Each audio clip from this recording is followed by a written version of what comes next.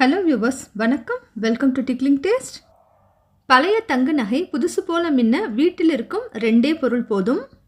ஆமாங்க, நம்ம வீட்டில் இருக்கக்கூடிய நகையை டெய்லி நம்ம யூஸ் பண்ணக்கூடிய நம்ம வளையலாக இருக்கட்டும், மோதிரமாக இருக்கட்டும், இல்லை செயினாக இருக்கட்டும், இதை எப்படி நம்ம ரொம்ப சிம்பிளாக வீட்டிலையே க்ளீன் பண்ணுறதுன்னு பார்க்க போகிறோம். அது மட்டும் இல்லாமல் இன்னும் சில கிச்சன் டிப்ஸும் பார்க்க போகிறோம். வாங்க ஃபர்ஸ்ட் டிப்குள்ளே போகலாம். சமையல் கட்டில் அதிகமாக யூஸ் பண்ணுறது இந்த குக்கர் தான். குக்கரில் நம்ம நிறைய மசாலா வைக்கிறனால, இல்லை மசாலா ஐட்டம்ஸ் நிறைய வேக வைக்கிறனால குக்கரில் எப்போவுமே ஒரு வாடை இருந்துக்கிட்டே இருக்கும். இந்த வாசத்தை போக்குறதுக்கு என்ன செய்யலாம் அப்படின்னா, இது போல் ஒரு பிரிஞ்சி இலையை எடுத்துக்கிட்டு லைட்டாக நெருப்பில் சுட்டுட்டு அதை அப்படியே குக்கருக்குள்ளே போட்டு மூடி போட்டு அப்படியே மூடி வச்சுருங்க. ஒரு 30 செகண்ட் அளவுக்கு இந்த புகை உள்ளே இருக்கட்டும். அதுக்கப்புறம் நீங்கள் மூடி எடுத்து திறந்து பார்த்தீங்க அப்படின்னாக்க நமக்கு அந்த மசாலா ஸ்மெல் வராது.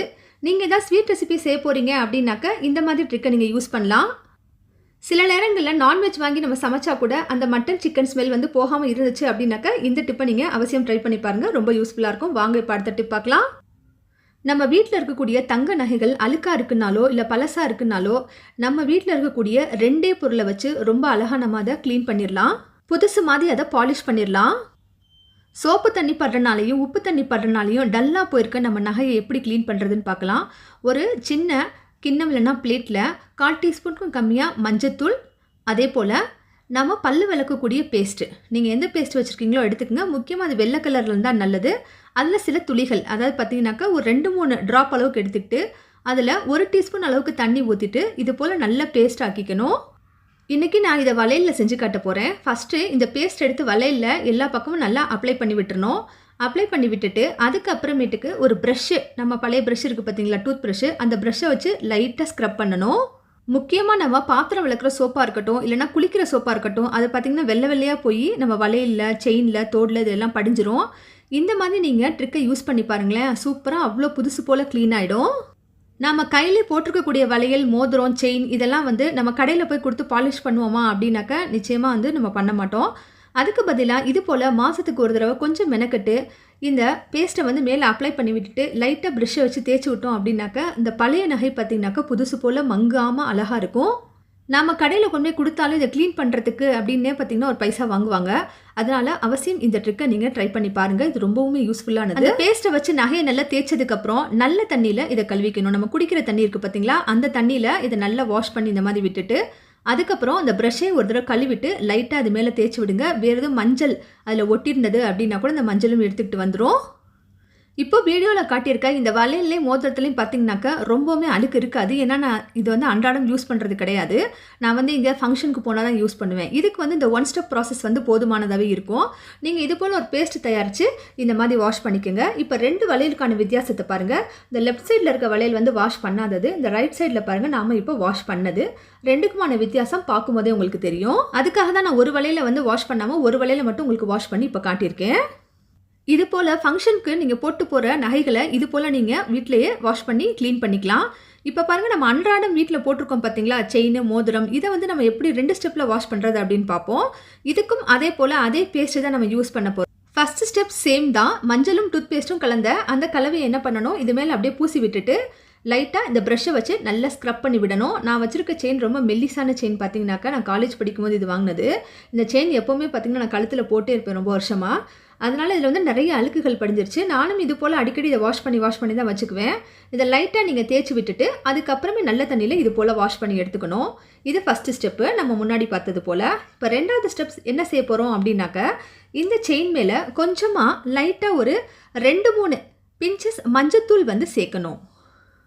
மஞ்சத்தூள் ட்ரையாக இருக்கணும். நம்ம டப்பாலேருந்து எடுத்து அப்படியே இந்த நகை மேலே சேர்த்துட்டு இதை நல்லா மெதுவாக அப்படியே ஸ்க்ரப் பண்ணி விடுங்க. அதுக்கப்புறம் இதை நல்ல தண்ணியில் வாஷ் பண்ணணும். ஃபஸ்ட்டு ஸ்டெப்பில் இதில் படிந்திருந்த அழுக்கு எல்லாத்தையும் நம்ம நீக்கிட்டோம். இந்த 2வது ஸ்டெப்பில் பார்த்தோம் அப்படின்னாக்கா இதுக்கு ஒரு பாலிஷ் தன்மை கொடுக்குறோம். ஒரு பாலிஷிங் மாதிரி இது. வெளியே போட்டு போகிற நகைகள் இருக்குது பார்த்தீங்களா, ஃபங்க்ஷனுக்கு, கல்யாணங்களுக்கு, இதுக்கு போட்டு போகிற நகையை நான் சொன்ன அந்த ஃபஸ்ட்டு ஸ்டெப்பில் வாஷ் பண்ணிக்கோங்க. நம்ம வீட்லேயே போட்டிருக்கக்கூடிய நகையை இது போல் இந்த 2 ஸ்டெப் ப்ராசஸில் வாஷ் பண்ணி பாருங்கள். ரொம்ப செயின் பளபளன்னு புதுசு போல் மின்னும். அவசியம் இந்த டிப்பை நீங்கள் ட்ரை பண்ணி பார்த்துட்டு கமெண்ட்ஸில் சொல்லுங்கள். வாங்க இப்போ அடுத்த டிப் பார்க்கலாம். எலுமிச்சம்பழம் பிழிஞ்சதுக்கப்புறம் நம்ம தோலை தூக்கி போடுவோம் பார்த்தீங்களா, அந்த தோலில் 1/2 லெமன் தோல் எடுத்துக்கோங்க. இது மேலே கொஞ்சமாக டூத் பேஸ்ட் வச்சுக்கணும். இது எந்த கலரில் வேணாலும் இருக்கலாம், வெள்ளை கலர் தான் இருக்கணும் அப்படின்னு கிடையாது. இதை இப்போ எங்கே பயன்படுத்த போகிறோம் அப்படின்னாக்கா, நம்ம பாத்ரூமில் இருக்கக்கூடிய பைப்பு அதில் தான் இதை பயன்படுத்த போகிறோம். தண்ணி எதுவும் இது மேலே போடாமல் இந்த உப்பு கரை படிந்த இந்த பாத்ரூமோடைய பைப் இருக்குது பார்த்தீங்களா, அது மேலே ஃபஸ்ட்டு எல்லா சைடும் நல்லா அப்ளை பண்ணி விட்டுட்டு இந்த எலுமிச்சப்பழ தோலையும் இந்த பேஸ்ட்டையும் வச்சு நல்லா தேய்ச்சி விடணுங்க. இப்படி செய்கிறனால என்னாகும் அப்படின்னாக்க நமக்கு உப்பு கரை இருக்குது பார்த்தீங்களா, அந்த திட்டான உப்பு கரையெல்லாம் பார்த்தீங்கன்னா சூப்பராக போயிடும். உப்புக்கரை படிந்த இந்த பைப் மட்டும் இல்லாமல், டேப் மட்டும் இல்லாமல் நம்ம டைல்ஸில் கூட இது போல் தேய்க்கலாம். இது பார்த்திங்கன்னா நல்ல எஃபெக்டிவாக பவர்ஃபுல்லாக இருக்கும். இந்த எலுமிச்சம்பழ தோலால் தேய்ச்சி விட்டுட்டு ஒரு 5 நிமிஷம் அப்படியே விட்டுருங்க. அதுக்கப்புறம் தண்ணி ஊற்றி இந்த பைப்பை நீங்கள் வாஷ் பண்ணி பாருங்கள். எந்த அளவுக்கு பலபலன் இருக்குன்னு தெரியும். பார்க்கும்போதே உங்களுக்கு வீடியோவில் தெரியும்.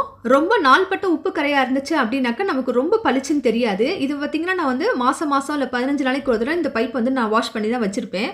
இது போல் வாஷ் பண்ணுறவங்களுக்கு இந்த டிப்பு ரொம்பவே யூஸ்ஃபுல்லாக இருக்கும். நம்ம வேறு எதுவும் பொருள் வாங்காமல் வெளியே காசு கொடுத்து இது போல் வீட்டில் இருக்கிறத வச்சு சூப்பராக யூஸ் பண்ணிக்கலாம். அவசியம் செய்து பார்த்துட்டு கமெண்ட்ஸில் எப்படி வந்துச்சுன்னு சொல்லுங்கள். வாங்க இப்போ அடுத்த டிப் பார்க்கலாம். பிளாஸ்டிக் பவுலில் 3 டேபிள் ஸ்பூன் அளவுக்கு அரிசி எடுத்துக்கோங்க.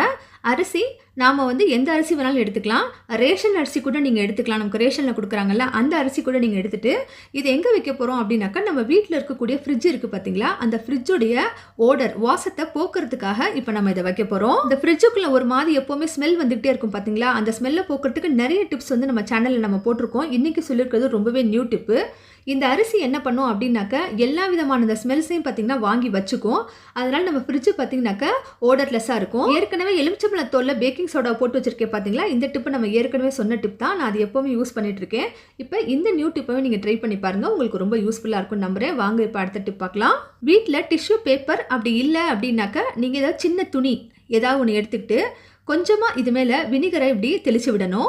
தெளித்து விட்டுட்டு இது எங்கே வைக்க போகிறோம் அப்படின்னாக்க, நம்ம சமையல் வேலையெல்லாம் முடிச்சுட்டு நைட்டு தூங்க போகிறதுக்கு முன்னாடி இது போல் ஒரு துணியிலையோ இல்லைனா பேப்பர்லையோ, அதாவது டிஷ்யூ பேப்பர்லையோ லைட்டாக தெளித்து விட்டுட்டு அடுப்புக்கு கீழே சிங்க் பக்கத்தில் இந்த இடத்துல வச்சு விடுங்க. அப்போ என்னாகும் அப்படின்னாக்க, இந்த கரப்பாம்பூச்சியோட தொல்லை வந்து சின்னதாக இருக்குது பார்த்தீங்களா, கொசுக்கள் பூச்சிகள் இதெல்லாம் கூட வராது. ரொம்ப சின்ன டிப் தான், ஆனால் ரொம்பவே யூஸ்ஃபுல்லான டிப்பு. செய்து பாருங்கள். இன்னைக்கு வீடியோ உங்களுக்கு ரொம்ப பிடிச்சிருந்தா சப்ஸ்கிரைப் பண்ணிட்டு ஃபேமிலி ஃப்ரெண்ட்ஸ் ரிலேஷன்ஸ்க்கு ஷேர் பண்ணுங்கள். தேங்க்யூ ஃபார் வாட்சிங்.